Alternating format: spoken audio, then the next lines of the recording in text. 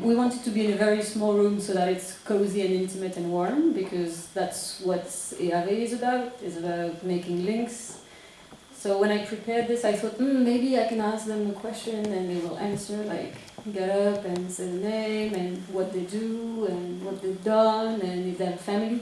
And then I thought, we usually do that with 10 people at EAVE, it takes 2 hours, so maybe not.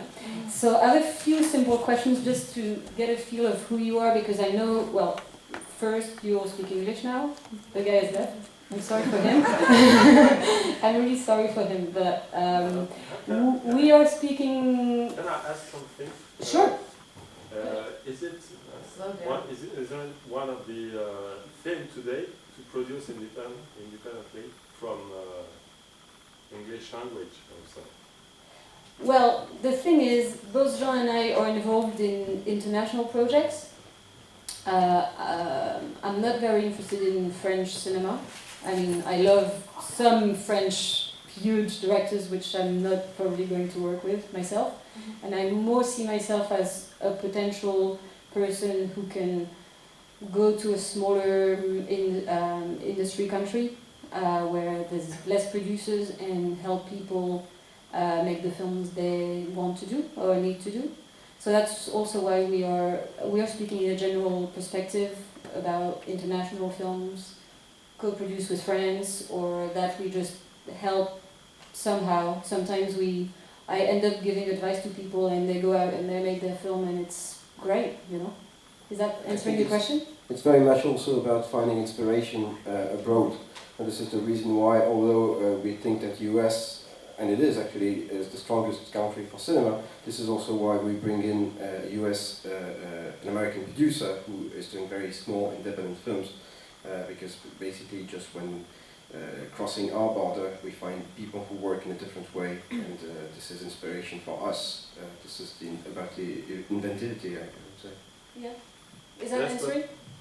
Not exactly, okay. because I think that there is a special, even for independent American films, you have some special point of view when you have some American film. When you have small American films, you still have American point of view. And you mean American cinema versus any other country? I mean, yes, isn't a Bulgarian film a Bulgarian point of view on the world? I'm just talking about the way of, I believe that with a language you have a certain point of view. Right. And the better you diversify the language and the way you're speaking, you diversify just the point of view. I may agree, but in the end, ultimately, what is your point regarding the session? I was just agreeing with the guy who left, and I believe that's the. It's a pity it's not translated. That's part of the way of being independent now. I mean, I think to be very honest, when I started this job, I was told that the only thing that I needed was a driver's license. And I discovered later on that the only other thing that I needed, except for the driver's license that is extremely important, was to be able to speak English. Because this is the way when you travel wherever in the world where you can communicate with people. So this is the reason why we did it in English. I am a bit sorry that there is no translation, because I don't feel that it's necessarily fair to exclude people who do not speak English. But this is the reason why we are doing it in English, because obviously most of the people in this room understand English and are able to speak it. Where are you from? I don't believe I'm French exactly, but yeah, that's complicated. My grandfather was Hungarian, so I could maybe, if I had learned a language, I could speak a bit of Hungarian, and it wouldn't really help anyone. So we just happen to be a group of people, let's say, that are together here, and it could be. Do you remember Wally? Have you seen Wally? It was not planned, but I have this image in my mind that we can decide right now in this room to be two different types of people. You can either sit there on your floating chair and look at us in a screen and tweet or do whatever you can with your mobile phones in this bunker, which is not much. There's no network though. Yeah, we don't have Wi-Fi. This is a PDF I had to make. So you remember those floating guys, like they have no muscles anymore, a bit big, and they are very passive?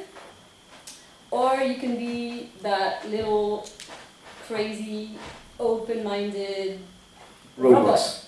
But that has a heart. I mean, I see the heart in him, and when he sees this film in his little cabin, I see a glint in his eyes that I'd like to see more human faces around me. You can try calling whoever. That's fine. Okay, so I just wanted to start and ask a few questions to see a little bit who you are, because I can't ask you the long questions that I would if we had a drink together. So, do you mind raising hands and being a bit active physically and tell me who's a producer?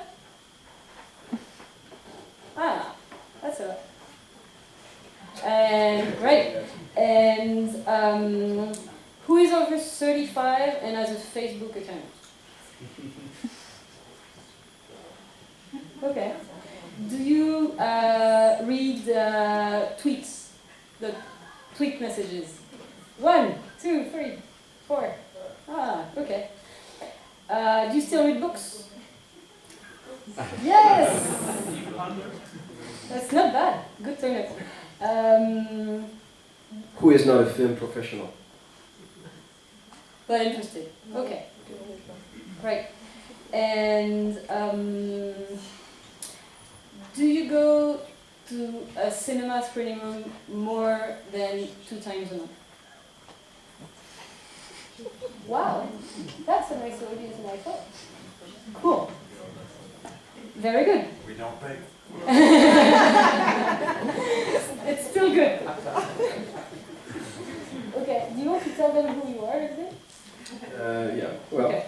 Yeah, as we wrote when preparing our text, because we had to prepare a little bit, although this really sounds very improvised. Despite the fact that Tina introduced me as a very skilled and experienced producer, I'm not. It's not really about my age, but it's about my experience. I don't have a lot of experience, although I started working 15 years ago now. This makes me feel very old. And I'm based in Paris. I do mostly production. I worked in a company for 14 years, I think, called Les Films du Requin. That was a company working a lot with, on non-French films. So we were working with directors from all over the world. And I worked there as a trainee, as a production assistant, and doing short films for a long time, becoming a partner, and eventually becoming one of the 2 producers along with my partner. And I left this company a year ago, started my own company called Petit Film. That's also based in Paris, and it's a very small company, as you can imagine. The idea being, basically, it's also a small team. We work as a team of 3. There's 1 production assistant, and then my partner is working mostly on content, very closely to the directors and the writers. When I'm working, let's say, more on the money side of things, on the financing side of things, and as well on the distribution side of things. We aim at doing, let's say, a film per year as a main producer, and 2 to 4 films a year as a minority co-producers. And the international field is also mine. I'm the one traveling. My partner doesn't travel so much. So that's me as a producer. I devote, I would say, now what is about 10-15% of my time to training and education. Those are 2 different things. Training is for professionals, so mostly with EAVE that Tina presented earlier, and I work specifically on a workshop called Contexte, gathering European and Latin American producers. And education is more, let's say, for film schools, so now it's more and more really teaching to non-professionals yet about to be professionals.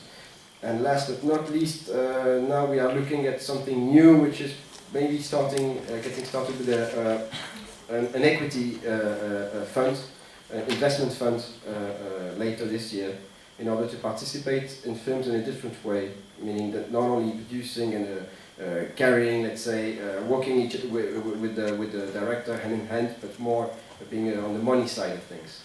So that's basically me. Not bad. Lucie, maybe then you can tell who you are. Yeah, I look young, but I'm so experienced.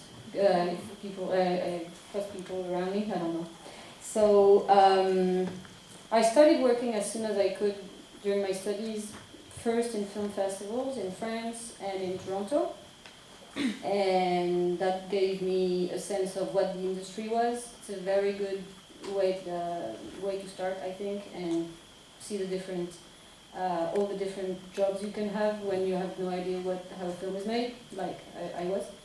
And I was lucky to begin working with Patrick Binet in 2001 at UGC International. I was an intern, and then he hired me to follow the international releases of. She is here actually. No, yeah, that was what was happening in 2001. Not this. This. That was 2001. It's 10 years ago already. Not the towers. This. Yeah.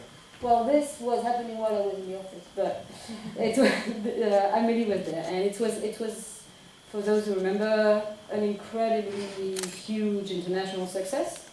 And I was supposed to go on and be that person who doesn't know much, who is not frightening to anyone because I didn't know anyone, so I couldn't leak the figures out. But I was supposed to stay there and follow the international releases of other new big UGC titles to come.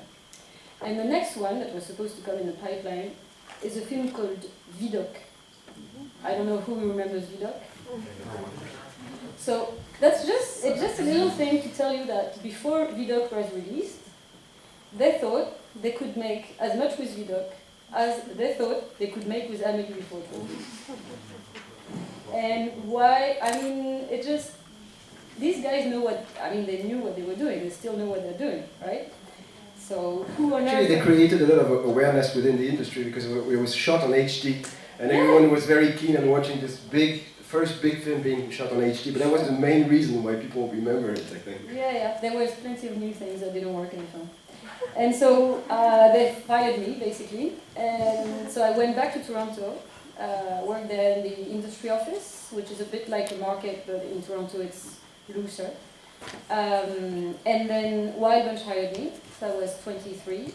We were 8 in the office in Paris, and the company grew and grew and grew and grew, and we went from making small films like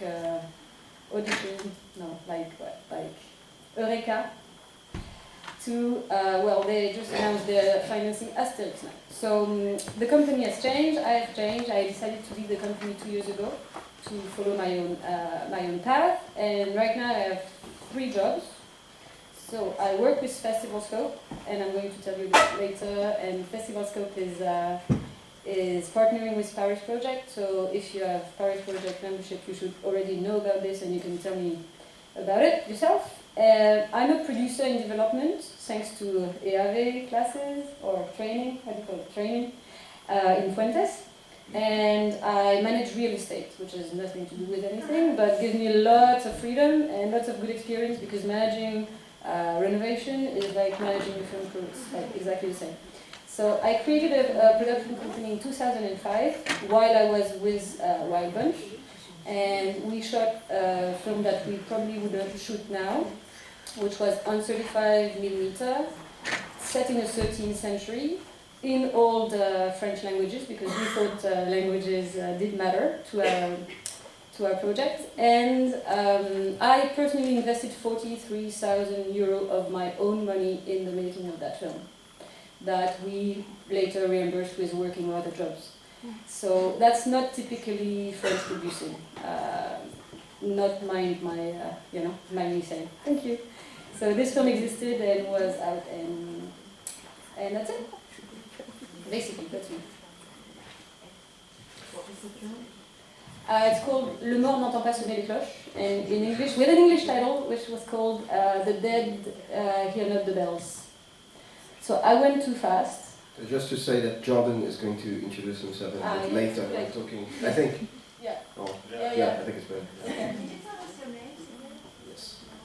Lucie Kalmar. And Jean des Forêts.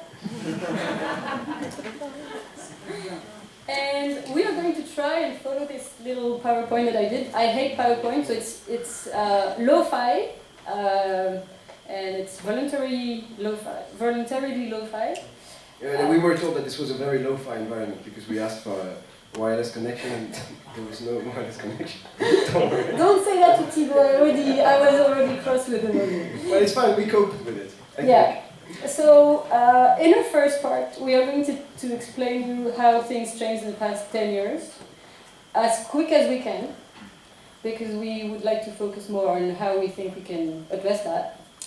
I just pulled up a quote from my dear Charles Darwin to remind you that it's not survival of the fittest only, it's survival of the people who are the most adaptable to change.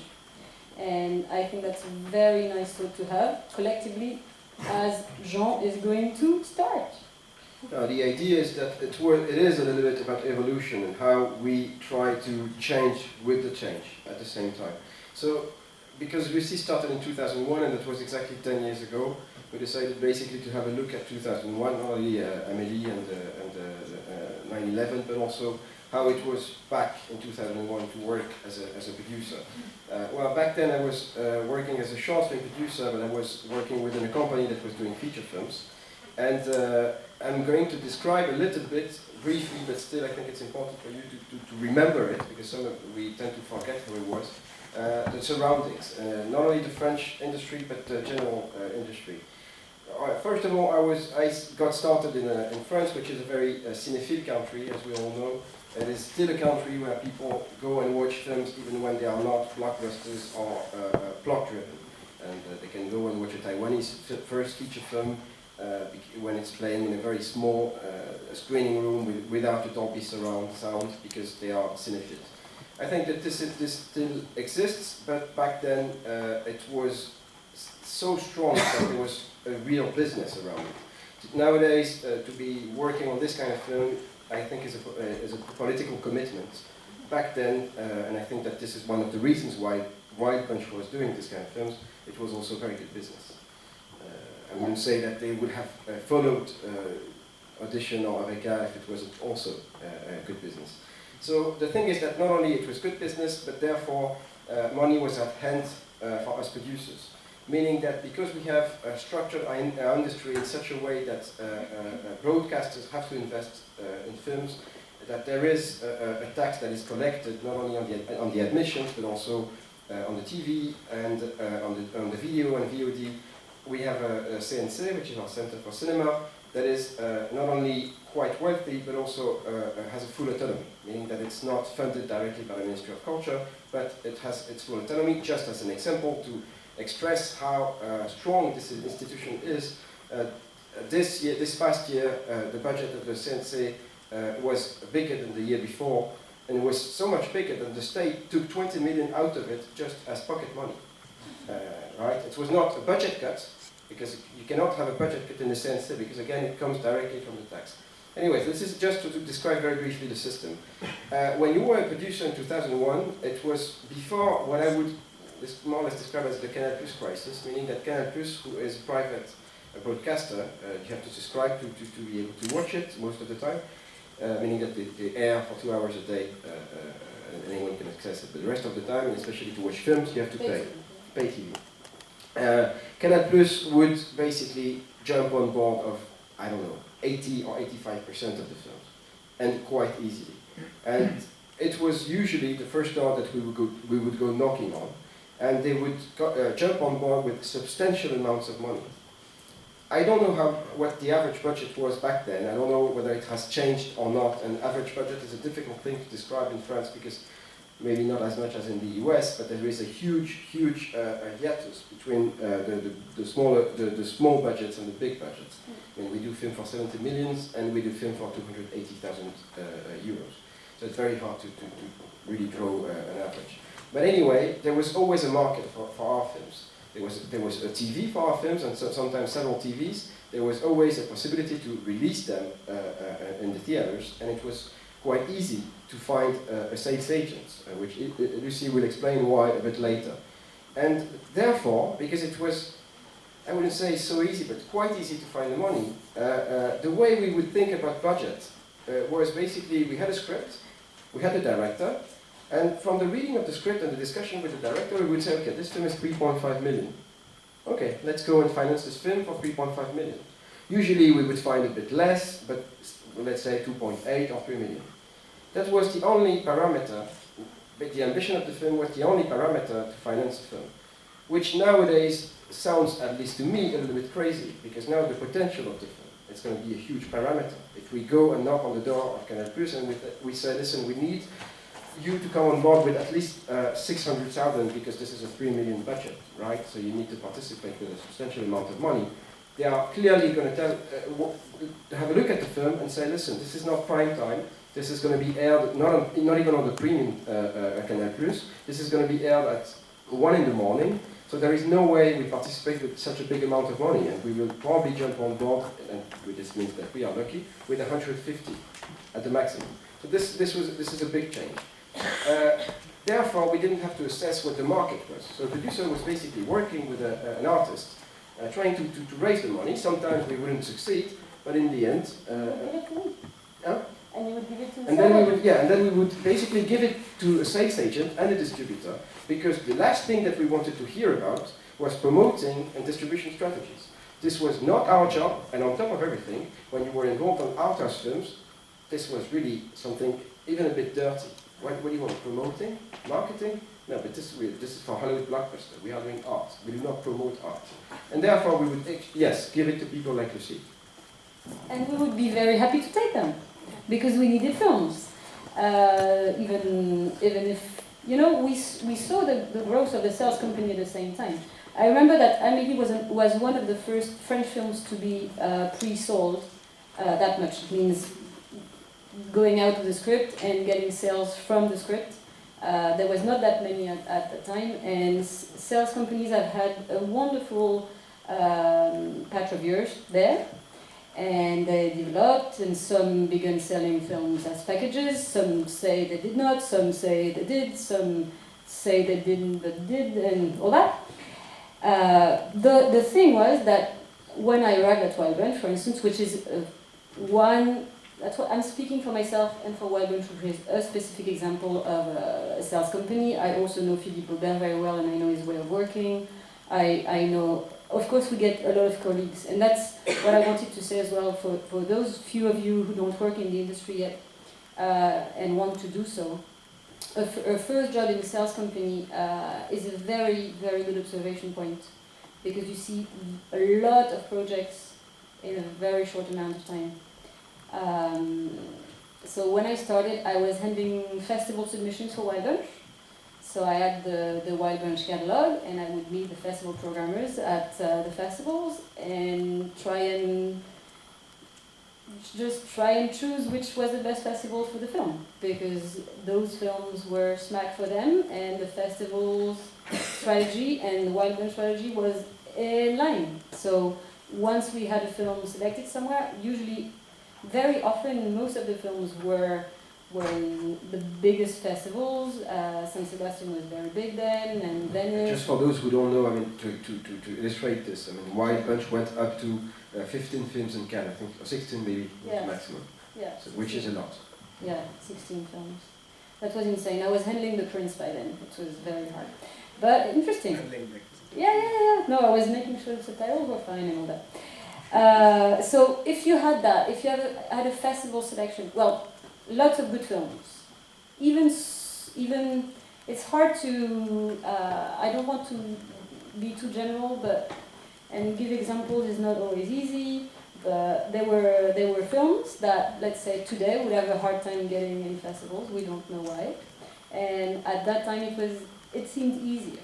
It's also because, why is that? I think festivals have changed slightly, the strategy, and sales agents have changed the strategy even more towards films they think are easier to sell tickets for, basically. So back then, let's remain on a little 2001-2002 cloud. It was very nice, and you could sell a film with a nice pitch, a well-done promo. For some reason, international distributors still believe that a nicely edited promo reel was truthful. So you could really lie. I mean, editing is a fantastic job. I don't know if anyone edits in this room. I mean, you can really tell lots of things that are not in the film with a good promo. And sometimes, yes, the next market, the the buyer would come back and say, oh, can we renegotiate because it's really not what you sold to me? And we would say, okay, let's drag down a little bit. But the main point was, we sold it. We sold it, it's going to be released, this guy is going to make marketing in his country, and the film is going to be released. Hadn't we sold it before, pre-sold it, then we would have no sale at all. No sale at all on the finished film. Yeah, just to illustrate this, I mean, the first film I did, which ended up being a huge flop, but still the film was premiering in a small section of Cannes, la Semaine de la Critique, Critics Week, and before the festival started, 4 territories were sold, including UK and Japan, which were, back then, very important territories. Yeah. And we were laughing in the office when sometimes we would go to, let's say we had done the pre-sales in Berlin, and then the film was not in Cannes because it was not great, so it was in the market in Cannes, and sales agents would say, oh, I don't need to see this film, it's finished, but I would sell it better, I will sell it better if I don't see it, because you all tell me it's not that good. So my sales pitch is better than the film, so let's go on and sell it like that. And that was a lot of fun. I mean, it was a lot of fun. So, as you said, the main territories then were Japan, which is even before this horrible catastrophe that happened to them 3 months ago, was already a market that had slowed down a lot. And just for those who are interested, Vincent Maraval right now, he only sells to one territory, and that's Japan. And last time I spoke to him on the phone, I said he's like Don Quixote, because it's super hard. Selling to Japan means you have meetings with 15 people, and that's just one meeting, and then you do a second meeting and a third meeting, and then they don't buy the film. And now when they can buy the film, it's for very, very small amount of money. The US was incredible. There were plenty of companies and big companies that could really put millions on the table. Germany was big, and then they were almost the first country to drop because the TV started buying so high. So Italy and UK. So those were the major five. And France, if the film was not French, because obviously you all know that if your film is French, you find a French script. Okay, I'm totally lost in this thing, but I think we are. That was the golden age then, and we say things change, or we hear things change all around us. So there was one point, I would say beginning 2006, I would say 2007. A shift happened in the international market. The sales. I would say a little bit late. Sorry, I think it's a bit later. 7-8, because 7 was still the Palme d'Or going to for 3-2, and it's the last year of the golden age, I would say. Okay. No. It's true. There were some things. I remember very well this scan, and 432 is a funny acquisition story, if you want to have it. Sorry? It's okay? Okay. It was already, we came back from Cannes, and I was very happy that we got the Palme d'Or, because I had been part of the acquisition process for this film. And I was like, hey, we won a Palme d'Or. And Vincent Raymond, who heads Y-Bunch, was like, yeah, but it's not going to give us any money. This is nice. It's like, it will be good on the poster, but we need to make money. And we had a lot of money back then because we were financing Che and Enter the Void, which would be for the year after, or 2 years after, depending on which. And so, what I first felt was sales agents in the company. I was not selling, I was doing festivals, and then I was handling acquisitions. So sales agents were less happy, because a sales agent who sell well is very happy, always. They were less happy, and they were... They get a fee out of selling well. Maybe you could, I don't know how it works in Y-Bunch, but then they have a commission on it. Yeah, also they like selling. Well, you know, it's business. And they were coming back from markets a bit more depressed every time, because not only some countries were buying for less and less, and people they knew were buying for less and less, but some countries they were sure to sell the film to, they couldn't. They couldn't find anyone. And that's when we work from sales estimates, when we want to decide if we buy a film or for how much. So we add up the figures, how much we think we will sell the film to all these countries, And then we took a cover. We said, we can say that for this film we have 80% chance of selling it for this total. And then it went down. I remember this. Just to illustrate this, I mean, from the point of view of a producer, back then, let's say that maybe sales estimates were a little bit more reliable than they are now. I don't know who still works on sales estimates for producers, but the idea was when you were approaching a sales agent and you would ask him to participate in the financing of the film with a minimum guarantee on the revenues, he would basically draw a sales, start to do a sales estimate to see what kind of risk he could take, he could afford to take. So this is one of the reasons why, at least for producers, sales estimates were quite important, but also to be able to approach other partners, equity investors and so on, to prove somehow that the film would generate a certain amount of revenues. Yeah, exactly. And so we went from 80 to 50. And then at one point, it was my job to run after them and say, please give me a sales estimate for the acquisitions committee tomorrow. And they said, why? And I said, well, we have this really, really nice UK film for £8 million, and they would tell me it's too expensive. They would not even look at the project. So my job for the last 2 years was to say no to incredibly beautiful projects, because by that time Wildwinch was really high and we were getting 10 scripts a day plus screeners, and we got all the films that are releasing up to now. I read at the time, and we turned down amazing films because the risk was too high, and it was a time for not taking that much risk, and it was hard to turn down. They did what they had to do. You said no a lot, if I remember well. We said no quite a lot, yes. And that's it for me, I think. Well, coming back to the producer's point of view on this, so as I said earlier, we were not used to have to assess the market potential of our films. So for the first time, at least when doing really, let's say, not market-driven films, we would hear not only from sales agents, but also from distributors, and even from broadcasters, that our film didn't have the good market potential.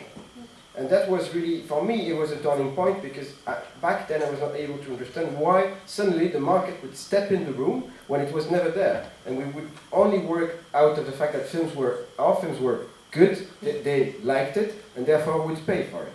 And I suddenly realized that it wasn't like this. And the way I realized it, to really attach it to a private experience, is that when I did the first feature film that I did, is a film that I developed and then passed on to my partner for him to follow the making of the film.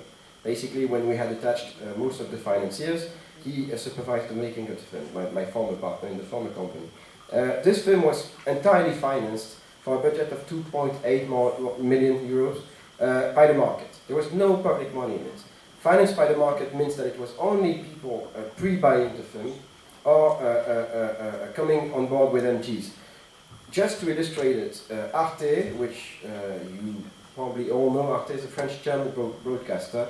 Let's say that they air more art-driven films. Arte came on board co-producing the film as well, with 750,000 euros, which is a huge amount of money for Arte nowadays. Canal Plus with 500, and then MGs from sales, MGs from distribution, MGs from video. This film didn't. So the meaning of market money is that people invest in the film somehow. Some of them they invest because they are really investors, and some of them they invest because a pay TV thinks that having this film within its program is going to bring new subscribers. You know, Plus they advertise in the subway, and they say, well, this month we are going to play this film. So all these people invested for 2.8 in the film, and because, for many reasons, but mostly because the film was not well developed, it totally tanked. And we arrived in Cannes, and Cannes is very, very much an illusion somehow, because everything is beautiful, the weather is great, and the director is in the best environment, and then you realize how that within a snap it can turn into a nightmare. Because you have your first screening, critics hate the film. No, but really, and then everything starts collapsing, because it's at the beginning of the festival. You have a bigger film playing on the same day. That is really all the lights are going to this nice first feature film from Guatemala that was done for $100,000 when you just gathered 3 million And it starts like this, and it ends with a film that basically tanked at the box office, but like really, really big time, and because of us. And it took me a little bit of time to realize it, because at first you blame the distributor, or you blame the date, or you blame the weather, or you blame, but the last thing you start questioning are your own choices. And finally, I started to realize that, yes, okay, this is why I said 2007 was really the year, but it's because it's the year for me. Because a film like this, honestly, 2 or 3 years before, would never have been a success, or the film, I wouldn't say that the film would have been better, but I'm not sure I would have realized that there was a big mistake from my side when developing the film, when producing it. I just realized it because there was a punishment from the very people who invested in the film, the market. And because the distributor, although he had spent money in order to acquire the film, he suddenly realized that spending more to promote it would be a mistake, because it would mean losing more money. Therefore, what did he do? Decided not to spend money at all, which is the guarantee that the film is going to tank, but for him it's 80% of the film chance that the film is going to tank, even if he spends money. So any good business person would stop losing money, rather than spending more, having a big chance to lose it. So this is how we felt, that I felt, at least personally, that things were not so easy anymore. And I had witnessed 12 films going well, being honestly films that I liked less, or that in my opinion were less audience-driven. What I wanted to add is, around that time, what happened as well is you had more and more films without sales agents. You had more and more films which had to wait until they were completed to find a sales agent. And that was because sales agents said, we have enough films, because they were pre-buying bigger films, and then they were waiting for the small good film that would come, and for that you could always wait for the films to be selected somewhere. So you would look at the film selected, or you would get a call because you know people in the festival, or even, I mean, I don't know if you know this, but the day of the announcement of the official selection in Cannes, what sales agents do is give phone calls to those producers. It's exactly what we do. And then a little... In such a messy way you cannot even start to imagine. It's impressive. The best chance you have, and that's a really big secret I'm giving you, is have someone that you know well who works for an American studio. Because the American studios, whatever they do, and they will never buy those films, they have extensive information about all those films, because they make the Bibles for the big bosses. So you get that list from them, because they've been working day and night on it for 3 weeks, and then you can call them. So you call them, and that's what happened. That was what happened with Munju for 4 months, 3 weeks, 2 days. And I was on the phone with him, and he was on the phone with other people. And when we heard the film was going to go up to competition, Vincent, who had said, no, pass, it's too small. So you have to give this call, and you know, it's going to be a small fish in a big pond, the lineup is too big, you're going to be lost in there. And suddenly the film is in competition, and it's like, it's another film. It's a film that all the sales agents had seen in Rotterdam. So in January, in a private screening. So what I mean, it's, at one point, it's not only the script, it's the package. The package means the money and the cast, how much they ask from us as sales agents. And it's not only the film, it's also where it is playing, potentially what date, where is it coming from, all that. I think the budget is a very big parameter, because back then they were doing both Che and Enter the Void, which were huge investments for them. And this is really what they believed in and what they were betting on. Yeah. Nowadays, maybe Wild Bunch would still consider a 4-3-2 at the very last minute, thinking, okay, we have only 8 films this year, let's take a 9th one. But they would never go again on projects like Che or Enter the Void, because they lost so much money, because those high-profile auteur films are extremely risky. Yeah, it was just the perfect bad timing for that, because it went like this. When we made the estimates, it was fine, and we had pre-agreements and all that, and then the market crashed just at the right moment. Yeah, and we refer to Wild Bunch a lot because this is where Lucie was working, but I think that this is really something that would apply to most of the sales company, at least the ones that existed back then. Yeah. Maybe the ones that were created more recently would have a different experience. But I remember my cousin, she was working for Focus Features, so Focus Features is a big company, US and UK based, and I was having dinner with her in Cannes, and she, around her neck, she had the pass, plus like a sheet bit like this, but like 50 different phone numbers, and I took it saying, what is this? And she told me, wait, that this is the team. I said, what do you mean, this is the team that we have in Cannes, 50 people. And then I asked, why? What are you doing? And she was saying, well, but every morning we wake up at 5, we do a reunion between 5:30 and 6, or 6:30, and so in order to dispatch all the screenings, because the aim of the game is that by the end of the day, every film that is playing in Cannes, and we are not talking about selections, we are talking about markets. So I don't know how many films are playing per day in Cannes, but it's a huge number. Every film has to be seen by 2 people within the company. Okay, watching a film means staying at least 20 minutes in a screening. Which, by the way, which makes sense. I mean, these people, they are not audience. They are people trying to check which film they could either acquire or buy the remake rights of. And they can very easily detect. They know their market, they know their audience, they can very easily detect if the film is for them or not.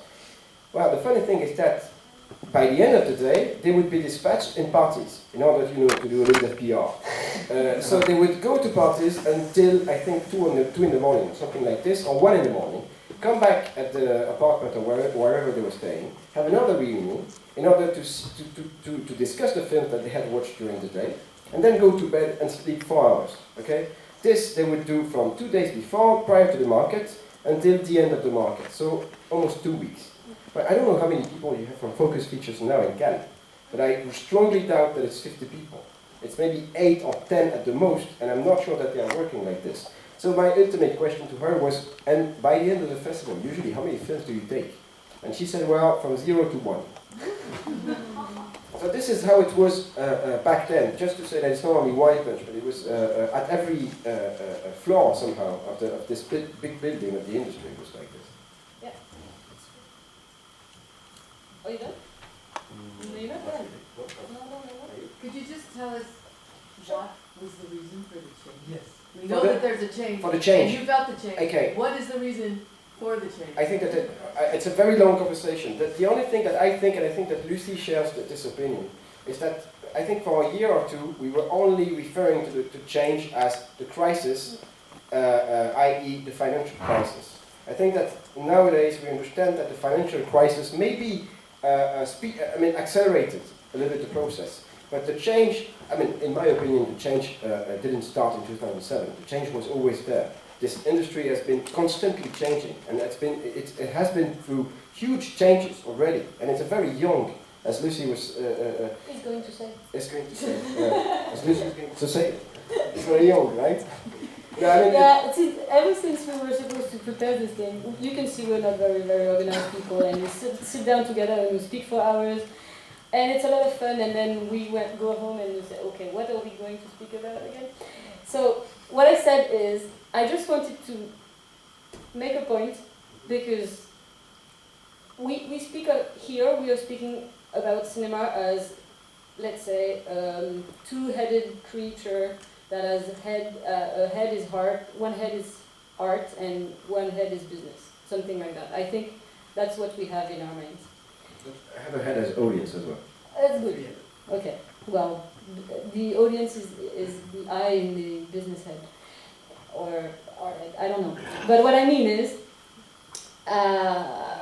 art. How long ago were artists?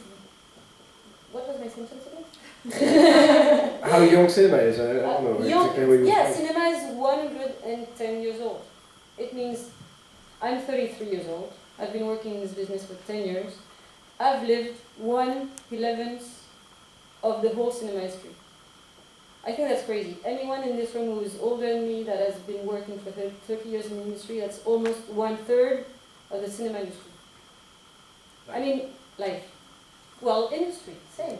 Because it started as an industry. It started in film fairs. We have to remember where it comes from. Everybody is raving about 3D and everything. How long has 3D existed? 3D is nothing new. 3D is just a trick to attract audiences with something spectacular for the eyes. It's nothing. Well, Yeah, that was my point. Yeah, coming back to the reasons for the change, because we cannot list the reasons, but the reasons are very multiple. One of them is the fact that the way people want to access content nowadays is very different than it was 10 years ago. And I don't think that internet is to be blamed for the change, but it is at least a small part in the fact that entertainment is reaching you in your house. And I get this, I'm really commenting this as an audience myself. I can tell that I'm going less and less from my place to a theater to buy a ticket and lock myself in a screening room for 2 hours. So for me, this is a change in my personal life as an audience. And I think it is part of the crisis or change or whatever we call it. But I think that another part of the change is that the way the huge amount of money that we had, at least in the let's say industrialized European countries, especially public and soft money, made us lazy. This is why I was mentioning the fact that this first film that I did tanked, and I was not realizing, because for me it was normal that people would give me 2.8 million to do a film, and I was really a little bit angry about the fact that it wouldn't work. But I never realized until quite recently the fact that some people lost an awful lot of money there. And this is just something that we were not able to realize. Some producers were already very good businessmen and still managing very demanding artists. And we could, I think that Pascal Cocheteux, he went through this 10 years without a problem. He's still doing Petit Film, making money with it, working with the best French directors, because he's both a very good businessman and probably a very good producer, at least for these directors. And he controls his budget very well too. It's actually small budget. I think this is too long. I think we have to wrap up this part. Sorry. Sure. No, please, I would please. like to add something because, I agree with you completely about some of these reasons, the internet piracy, the risks are maybe higher than before, but I really experienced that the financial crisis was just a pretext for all these business people to drop the prices because they were too high. I think. Yeah. They were much too high, and also production costs were much too high, at least in France. Yeah. They're much higher than in Germany, for example, or in other states. But in the same time, we have really this very paradox situation that during the financial crisis, people went back to the cinemas. So the box office was never so high as it was right now. So that's The funny thing is, they go back to cinema to see end of the world type of films, very expensive ones. At the same time, we have too many films. In France, at least, we have too many films produced, so there's not enough space for the marketplace. That's one of the reasons. And also, on TV, we don't have the films anymore. So the traditional financing scheme is passing away, and we have to find it. I think that one of the problems I read actually from Manuel Adui, who is a head of acquisitions in Canal+, the fact that one of the reasons why they focus on TV series is that there are less TV series. Therefore, they are just more exclusive. You have 110 films that you can access each evening in France through cable networks and the free TV and the pay TV. Series, you probably have a lot of series, but not so much. Yeah, but it's also fidelisation. People go back to see these films. Yeah.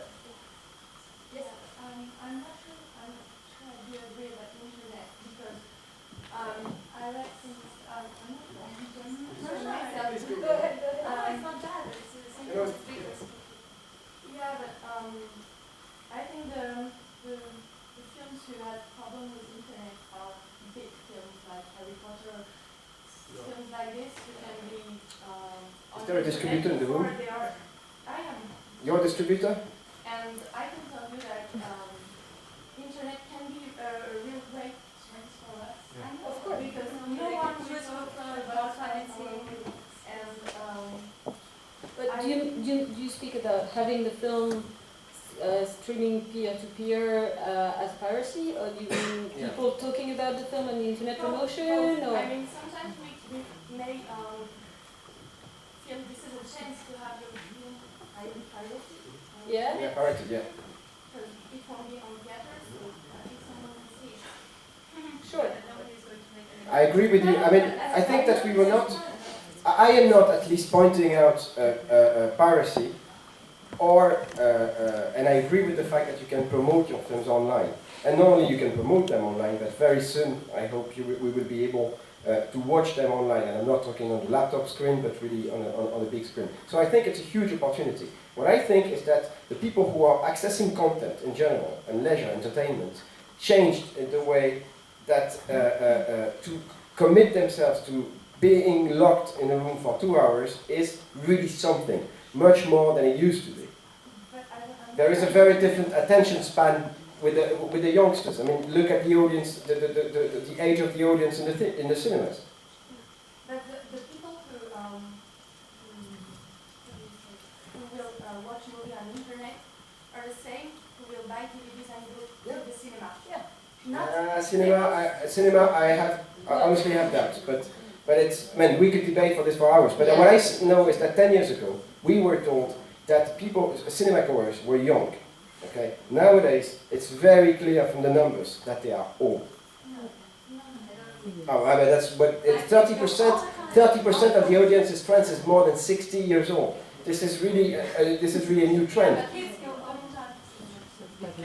Kids are brought to cinema. Yeah, but if It's a different thing.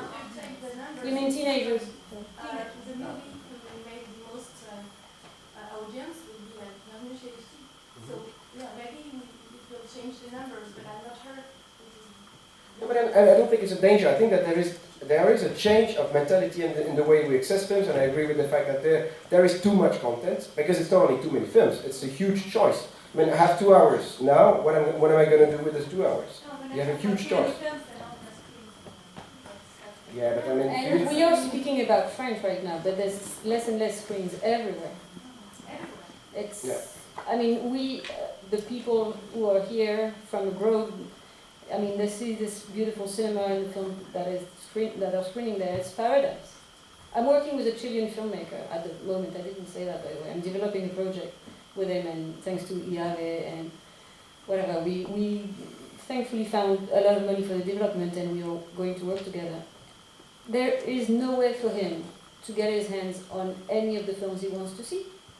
There's just no way, except ordering them from a pirate who lives next to his place. I mean, there's no way. Yeah, but on the other hand, in France, we have the CLC and it's a rating. So when it's your first production, you can have some money, you can have some help. Depends on the kind of film you're doing, but yeah. Yeah, I agree totally. But when you want to be on the screens, it's like 1 week, you want to talk about the movie. So you're on the screens, and it's finished for you, and there is no second production. So I'm just wondering, is it such a great change we have in France? No, I agree with you. The thing is that in France there is an obligation, there is basically the windows, of the release windows are very strict by law, meaning that once your film has been theatrically released, it cannot be aired on TV or accessed on VOD for a certain amount of time. And a small film is released in a theater only 1 week, which means that if you were, I don't know, busy or abroad this very week, then you have to wait for 4 months to access it. And what do? Well, of course, if after 2 months you can find it on a torrent, then you will download it. And here again, I mean, from my audience perspective, I was downloading illegally a lot of music, really. And I was buying lots of music as well. But the reason why I would download was basically because I would be able to find a music that was not accessible on CDs, right? But the way the music industry was hit and the way they reacted, or at least some of them reacted, made me a very good customer for the legal download on the iTunes Store or other platforms. I think that this is something that we don't yet have in France, because in the US it's clearly now a business model, Netflix and the other options to access content online.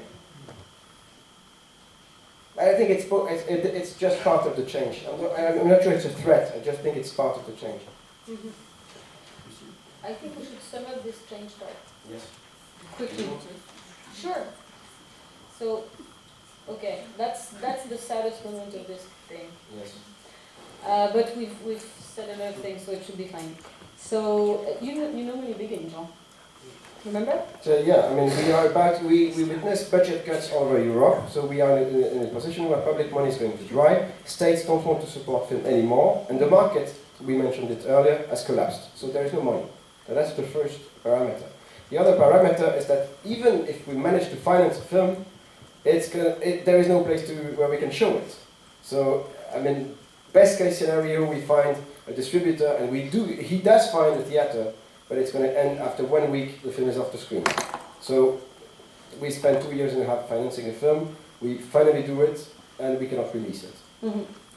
And we might not all agree on this, but it looks like, I'm not speaking, I know the figures in France were really high in terms of audience, but if you look at the share, I mean, if you take off the big films that we in this room are maybe not making, then the other films have very small windows to exist, and it seems that people are beginning to, some young people, no figures here, are more and more used to watch films for free, and we have to realize that films, contrary to music, I mean, you can build an event around the film, but the film is always going to be the film.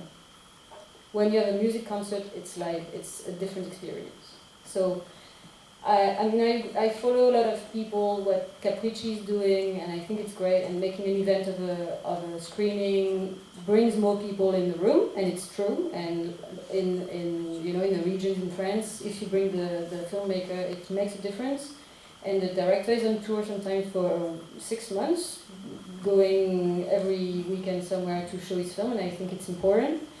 But what the music industry can do with the revenue of concerts, it's not the same for us. So we have to find something else.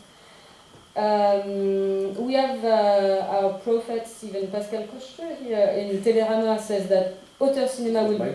It's not your prophet, no, but he made a prophet. Auteur cinéma will be dead soon. Audience is getting older, maybe it's going younger too, I would love to hear that.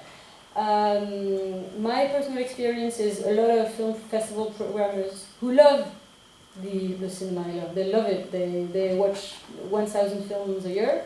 When they want to relax, what do? Do they go to the cinema and see something? No. What do? They watch The Wire or they watch Mad Men.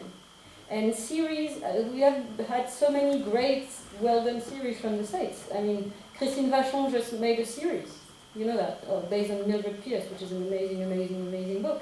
And there had been a film already. Some say cross-transmedia is the new place to be. People who are trying to make cross-transmedia, we don't know what it is yet. Maybe it's going to be film/game/ do-it-yourself film / I don't know, the film you're the hero. Maybe it is, we'll see. But is it going to be the cinema of the future? Maybe not. So to sum up, we are in deep shit. We are in a problematic situation. Maybe we spent 10 years or more learning the rules of a game no one wants to play. But it seems to me that in this room people want to keep playing. So maybe we just have to change the rules or invent new rules and go on and play. And okay, that was the depressing part of that was the depressing part. That was a bit long. And I just wanted to finish on saying, I mean, I know we are a bit obsessed with cinema, but there's a world around us, and technology has changed, politics have changed. I have a little picture here. Yeah. So I think, I don't know. He has changed as well. He has changed. We all have changed, and everything changes all the time. That's great. And I have a very wise, this is very personal, I have a very wise doctor, because in my family no one wants to change anything. We keep the same furniture, we keep the same, we don't want to break the glasses, nothing changes. And he tells me, but Lucie, he's wise, he's like from Sri Lanka, like that. But Lucie, tell me, don't you think that when things stop changing, they are dead? I'm like, yeah, okay. So it's good that we change, because it means we're alive. We are. What are we to do, Jean, and everyone in the room? Yeah, no, seriously, I mean, it was a little bit on purpose that we triggered this cinema is dead question. because I would not even be sitting here if cinema was dead. I would do some other job. I'm not sure I'm going to be very good at cross-transmedia or whatever, and cinema is the only thing that I feel capable of doing. So basically, the reason why we sit here, and Jordan as well, is that we still believe that there is something to be done. I mean, it's not true that there is no money. There is a lot of money around, and maybe there is even more money than there used to be. It's just that we need to be a little bit creative in finding it. And I really realized that for a long time, we would not knock on investors' door because the money was, again, as I was saying earlier, at hand. And suddenly I realized that you have rich people all around the place, and that to have them to invest on films is actually not so complicated, which came as a surprise. And the only reason why I found this answer is because I asked the question, which I would never ask before. But I think that there is still money. And the thing is that even if there is less money, then comes a question, shall we make less films? Or shall we make films cheaper? Because I do believe that the quality of certain films come out of the fact that we do a lot of films. I do believe in the fact that we should waste in order to have exceptional films. So I do think that, yes, prices were too high, not only in sales and acquisition, but also in budgets. And that when you approach someone having an £8 million budget for a first feature film drama, In-house? In-house, yeah, that is a problem. And I mean, just to comment on it, there is a film, it's a lovely film by the way, I like it, but there is a film that was done last year, released 2 years ago, The Tree by Julie Bertuccelli. This is a second feature film, very nice film. Has anyone seen it? Yeah, so people, yeah. So it's happening in a house with a family, and the mother and kids. Okay, it's shot in Australia, that's an important parameter. The budget is 8 million euros. When I discussed with people from... Yes. Yeah, her fee was 400,000, if you want to know how it was within the budget. When I discussed with people from abroad, I cannot explain why this film is 8 million. So it's not a critic from my side, I'm just thinking that our budgets are too high, especially in France, by the way, because we have now the highest budgets, at least in Europe. So yeah, just to finish... The median budget is 7 million now. Yeah, well, no one agrees about the median budget. I found the average budget for first feature film that is 3.3 million euros for first time feature. But again, average is a bit of a weird thing to address. Just to finish about people who do not want to see films. I found out this data about the fact that 30% of the downstream internet traffic in the US is occupied by Netflix. And I have to say, this is amazing, especially when you compare it with the fact that 2 years ago, it was 50% occupied by YouTube only. So we came from a free service where people watch 2 minutes videos to a service where people have to pay for it, occupying almost the same share of the downstream internet traffic. So this makes me a little bit optimistic. What makes you optimistic? The Monty Python, they make me very optimistic. They used YouTube. I don't know if you know about this, but there were so many clips posted of the Monty Pythons. Is this an example that I'm stealing from Thomas May? I don't know if any one of you has seen Thomas May presentation. Thomas May presentation is doing what we're going to do in 10 minutes in 7 hours. So we're going to... Anyway, it's interesting. Better than us, we have to Of course, he's blonde, he's Scandinavian, he's amazing, very sexy, very different. But yeah, he speaks even faster than me. He has funny videos as well. He has very funny videos, and you can see he's all for promoting online with showing rather than teasing. So you can see 1 hour of his presentation online if you want. And so he was giving this interesting example of the Monty Pythons, because, well, you know the Monty Python films, but maybe people that are 10 years younger than me, or 15 or 20 now, didn't. And so lots of people were posting clips, and there were millions of views, and they thought they were losing money. So what did they do? They made Monty Python HD channels, and they put the same clips that were on YouTube, they put them on HD, and that led to increasing the sales of their DVDs by 10,000%. Wow, but these are great, great films. Why? because people can access easily. Now the clips are sorted. They are in very good quality, so it's not a messy thing that someone is posting and then you have stupid comments. It is. Are you saying this in English? It's curated. Curated, yes. It's curated, and therefore it's also branded. So it's clearly the Monty Pythons, and I mean, have a look at the page on YouTube. Of course, it's filled with advertisement, and wherever you click, you end up on Amazon with the full DVD box set. By the way, if you're fed up of internet ads, you can install AdBlock and you will be free of internet advertising. And that's so nice. Well, it's not good for cinema. It's not good for cinema, it's good for me. So, blah, blah, blah. I said that already. But your optimism. My optimism? It's Monty Pythons. Monty Pythons, yeah. And also, I wanted to say we always remember good examples and we never remember the films that fail. And that was something we used to say in acquisition meetings, is that I would say, oh, but this bad film made so much money again.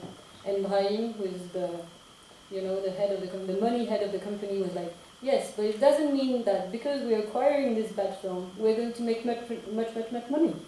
So not every low-budget film will become Blair Witch requiring more activity. Yeah, It's not I mean, Vidoc and Amélie Poulain was actually it was a good idea, yeah. Okay, that's good. I think I have an inspiring things coming next. Do I? My list. It's stuck next to my desk, and I can email it to you if you want. Or if you find it stupid, you can just throw Rotten Tomatoes at me. But I think this is painted somewhere on the side of a building, somewhere in Europe. Maybe. And this is coming from a building.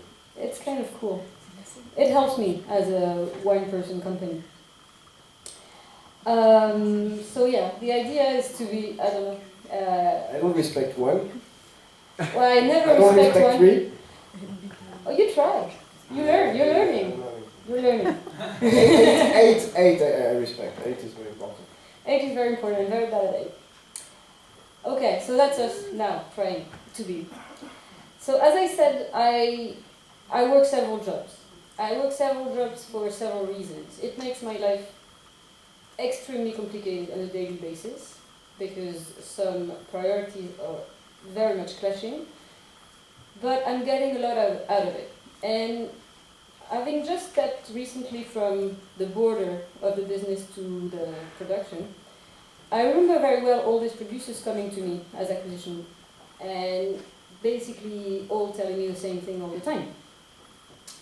And I think one strength that I have with this, for now, one project I'm developing, is that when people see me, they don't only see an open wallet.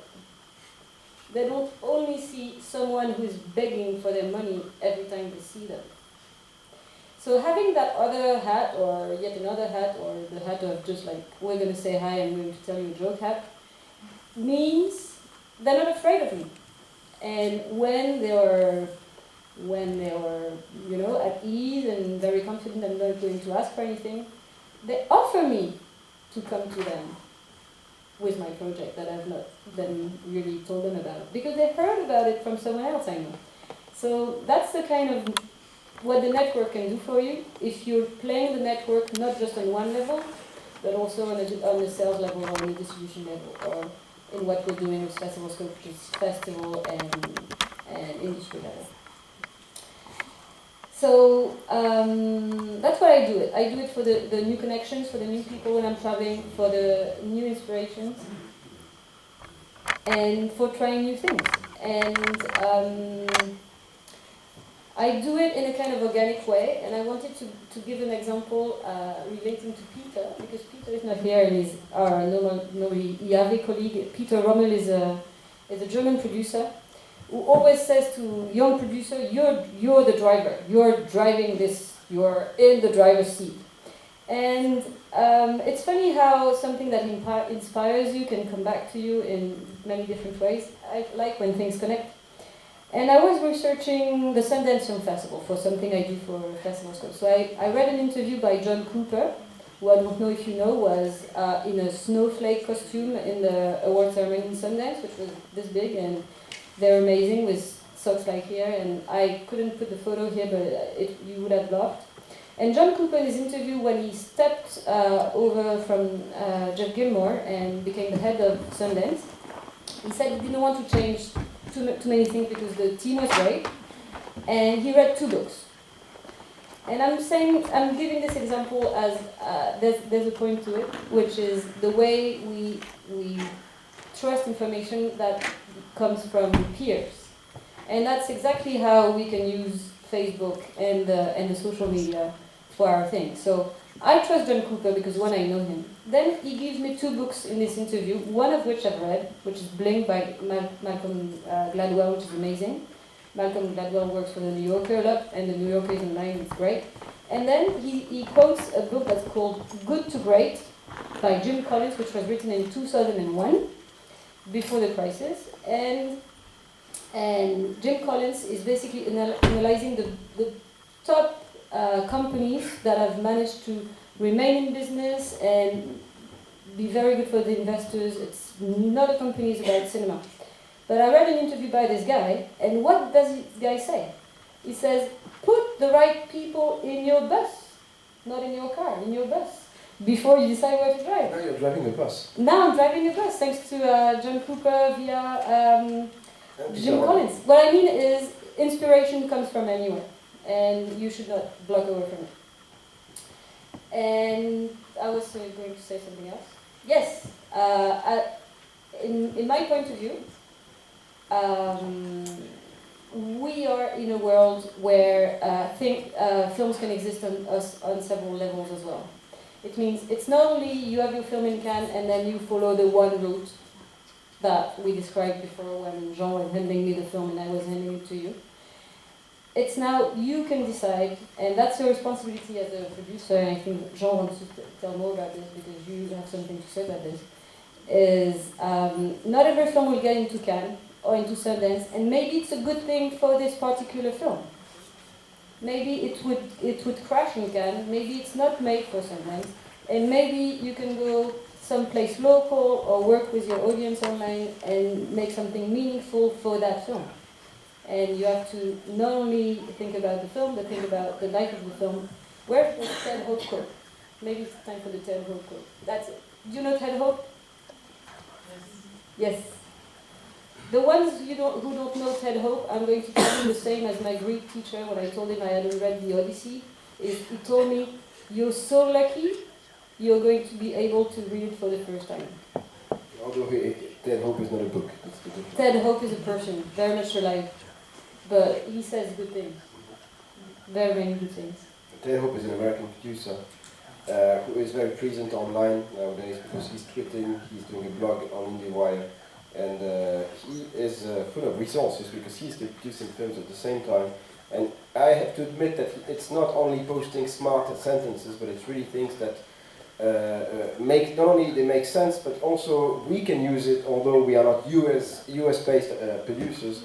And it's true, it's quite inspiring, usually. And he's going to give a seminar in Carlo Vivari, and right now on his blog is It's today, I think. No? It's today already? I think it is. It's today, okay. Well, today. But he had posted the agenda of the conference, and he was asking for reactions. Did you see that? He was asking for reactions, and he would allow some people to speak for 3 minutes. And I think it's interesting how things become collaborative in that way. That's it? Yeah. Now, just to give a little bit, to describe my reaction to the situation, this dramatic situation that we talked about earlier. So I'm a producer, what can I do facing this if there is less money? I mean, we went through the theory and now in practice, really. One of the things that I started doing, very much thanks to EAVE, I have to say, because EAVE is this network of producers. They bring each year for the European producers a workshop, 50 producers together from all over Europe, and actually now all over the world. And this is the place, and this I participated in 2007, and this is really the place where I discovered that I had peers all over the world, and that I was actually in a position to share my daily problems with them. And not only some people became friends there, but this huge load that we carry all the time, because being a producer is a very lonely job, no matter how many people you have in the office, it is a very lonely job. It was a huge relief to discover that whoever from Serbia or from Uruguay is someone that has very similar concerns to you as a producer. So, I mean, this is coming back to the fact that I think that to get inspired outside our country and to see how the others are doing it. I mean, for example, when you go to Uruguay and you meet producers, they started doing films when there was no local funding, no national funding at all. They had no money. They were just schoolmates, and they wanted to do a film. And it's not only that now they made 7 films, but they built an industry. It's people, they are my age. And just 8 years ago, they decided that they would do a film, and they built an industry. Okay, it's a very small country, but still 3.5 million inhabitants. So this is really, for me, this is very inspiring to meet people like this. So that's one thing. To basically, yes, network, to move out of your country and to see how the others are doing it. Then coming back to the low budget, because everyone is saying low budget. And I named my company Petit Film, and I was clearly assigned to say I want to make small films. But one of the things that we will address a bit later with Jordan is the fact that we are trying not to only, we say we want to do these small films, but we are trying to develop films to be small. Of course, if someone comes with a film that is a war film and that has to have 10,000 extras, no, I'm not going to do cost killing in order to have only 10 extras so it's cheaper.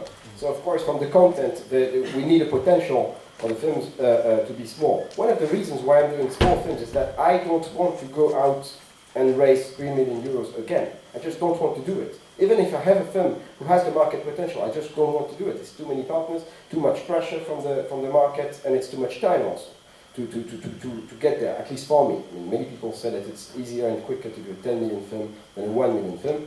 At least not for me. So the thing is, I had a very nice experience recently with a writer. He's a Romanian writer who was involved in, let's say, most of the Romanian films from the Romanian wave, from the 10 or 12 last years. He's a very brilliant scriptwriter. I have a lot of admiration for him, not only as a scriptwriter, but also as a person. And we hired him on a French film. He had a project here in the Paris project 2 or 3 years ago. We hired him as a writer to work on a French film. He speaks perfect French, like almost all Romanians. And they write a treatment, and we have the first meeting to discuss treatment and their content. So we liked the treatment a lot, but my problem was that the film was clearly, let's say, 2.5 million euro film for a French film. So I had to find a way to say it's too expensive from the very first treatment, which is very early to give this kind of comment. And he started the meeting saying, well, I have to warn you, I'm not the kind of guy who's going to make any artistic sacrifice for financial reason. So that was basically the start of the meeting. And then, so I decided, rather than telling him this film is too expensive, I decided to explain to him how we do films in France, how much it costs to do a film, how much an extra costs, how much a camera costs, and so on. And we had a 6 hours long meeting in the office, of 5 hours maybe, the entire afternoon, discussing only production, but actually line production stuff. And really, by the end of the meeting, he had just an understanding of what it was to be line producing a film in France. And he couldn't believe that you have to pay all the extras when doing a film in France. Well, you have to pay all the extras when doing a film in France. Yes, there are ways around it, but you should be paying everyone who you see on screen. So, since in Romania you don't need to pay everyone who you see on screen, yes, that's a pretty big difference. So, just this is to say that we address the question of the budget during the development. And the reason why we do so is that I try very hard, and this is the reason why we work as a duo, I try to find an adequacy between the ambitions and the potential of the project. And this I cannot find myself. I'm not a sales agent, I'm not a distributor, I'm not able to benchmark the film and say immediately, oh, this is the kind of film that's going to reach 250,000 admissions in Paris, and it's going to sell abroad for $350,000. I cannot do this. But what I can do is to have even informal chats with distributors and sales agents. And that's actually a very easy thing to do. I'm not going to send them the script, because they are not going to read 7 drafts of the script and say, well, okay, now it's a little bit more viable on the market. This is never going to happen. But I can try and track existing films and discuss them with them and see how they performed on the market, recent films, because the market is changing very quickly, and involve them slowly in the development process. I had witnessed the fact that when when you have a rough cut of a film, it's very easy to bring people from distribution and sales in a screening room. It's really amazingly easy. I mean, you just write or call them and they come and they watch the film and comment on it. Although they are not even proposed the film, but they are happy to comment about content because it's only in the end 90 minutes of their life and they can leave with the film in their pocket for the next festival. But actually, it's not so hard to do the same thing during development. I'm not saying that they are all very good script readers, and there are less and less script readers at all, because they don't read scripts anymore. But to get them involved in the development process is, I think, very important. Because in the end, they are going to be the one handling the film, and I will understand way more about their job. They will understand way more about not only my job, but also the director's and the writer's job. So this is the other thing that I'm trying to do. And generally speaking, trying to build bridges between a director and the person who's selling or distributing the film. I have always this horrible story of how it is for a director to attend a market screening, which is probably one of the most horrible things that you can do to a director. But I have an example that is quite recent example. When I was in San Sebastian, they have a work in progress section. When the people from festivals and distribution and sales, they can see films that are not fully financed generally. Generally, you go for there because you still need a bit of money. So I was there with the film and with the director who had her first film there, and it was a very slow film, and I mean art film, clearly. A very nice film that I'm very happy with, but not a blockbuster, clearly, not an action film. And you can have prizes. So one of the awards was given by Filmax. Filmax is a big Spanish company. They are the one who did the REQUISE, for example. I mean, the big genre films. And by the award, then comes the award ceremony. We don't win the prize. And the woman from Filmax, she feels like she should have a chat with all the people who didn't get a prize. So she comes to the director and she says, "Well, Dad, it's a very nice place where you shot, like the beach and so on. So where are you going to shoot?" And then the director says, "What do you mean? We shot already." "Yeah, you shot, but come on, this is not even a story. You have to reshoot." And the director, she left crying because it was a very hard shock. And believe me, the film, yes, it's an art film, but it's not so difficult to watch. It's just that people putting together, people from the market and people from the creative side can be very, very difficult. So this, I'm trying to gather people from sales and distribution because I believe that we have also modern people in sales and distribution, young people who are willing to get more involved in content and just to discuss it for the sake of it. Maybe they don't even end up with the project. So this is just a couple of things that I'm trying to do as a producer to survive and get my films done. Yeah, because it gives you, and I think it's a very smart approach when you explained it to me the first time, because you go from the beginning to the audience. You're not stopping here. He's going all the way. And I think it's good. And of course, it's important to choose who you're doing that with, but you can always do lip service with the people you don't want to work with. Choose where to go, not to go. As a producer in general, when you're fishing for projects, you can be as swamped as an acquisition department in a sales company if you don't pay attention. So travel where you're interested to travel and don't travel everywhere. And then same with your project. If you always have what I realized recently discovering this is you can also. I knew about overexposing projects clearly because in sales you make very good care, you pay very good care to not show anything of the film before you know when the film is going to be finished. I mean, if there's a coming straight from the shoot promo reel, it's pretty clear that the shoot is going to end in 1 week. You know what I mean? So you can also do that with at development stage, and you want to be careful about that. And you have great opportunities and workshops and co-production meetings and all that, which seem like great opportunities for producers to go and meet people. Whether you should go there with the project you're developing or not is an important choice. When is the best time to show the film? Rough cut or To a sales agent? When it's shot already, yes. When you did not have a sales agent before, Yeah. and then you want to find the sales agent, you want to go to the markets. Yeah. You wait for the finished product, or? you have several options. It kind of depends on your film and where it comes from, and if you know the sales agent, or if it's the very first time. You have basically 3 moments. You can go with the package, which is the script and before production, the script and. I really speak about it. It's a film that's finished. Okay, but that's 3 moments. And then you can offer them to pre-buy, which it probably won't do, but maybe they will read the script and remember. Then you can go with your finished film, but no festival or no release plans nowhere. And they can come in, maybe with an MG or gap financing or nothing. The less money you need from them, the stronger you are, basically, of course. It's all this is a negotiation. So you can go there and hope that they see festival material in your film because they have good contacts and can help you. The third moment is with a festival invitation, or just when you have interest from a big festival, maybe not the invitation yet. That's a key moment, and that's a very good moment for you. Because you have the power, basically. You have the film they want. I think, to be honest, I think it really depends. And I think that, first of all, there is a fourth moment. The first thing I said. Yeah, no, but there is a fourth moment, which is during the editing. I think that at least to approach people during the editing, from my experience, not necessarily to have them on board, even when they want a film or they're interested in the film, because somehow you're in a very strong position and you can start the bidding war, and when you're basically on the day of the press conference, your film has just been announced in Cannes, you don't have a sales agent. Yes, it's a great position. The thing is that the press conference is done April 20th or something like this.